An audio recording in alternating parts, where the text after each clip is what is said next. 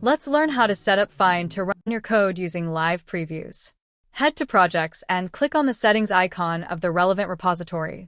Add the relevant scripts and environment variables. Click Save. We will now be able to use live previews. Let's try it out. We're going to use a demo copy of Fast API and have Find add an endpoint using GPT-4o. Hit Ctrl-Enter to start the conversation. As you know, Find starts by creating an implementation plan which you can approve or edit.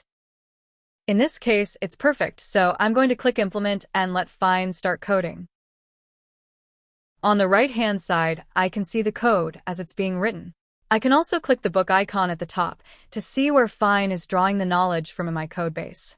When it's done, I will be able to see the changes highlighted. Let's give it just a few more seconds to finish coding for us. And there we go. It's finished coding and I have a summary of the changes.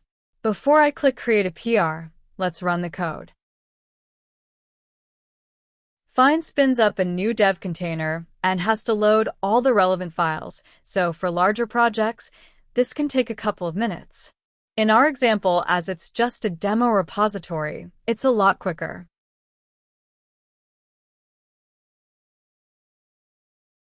Now, it's installing the relevant packages on the virtual machine used to run the code. Let's skip 15 seconds forward. Now the files have installed, it's running the new code. If there's a problem, I can copy the logs from here in the console and paste them straight back into the conversation to get the AI to improve on its work. But it seems to be okay, so let's go to a preview. It worked. Fantastic. I can copy this URL to share the preview with others, too. Let's head back to Find and create a PR. And we're done.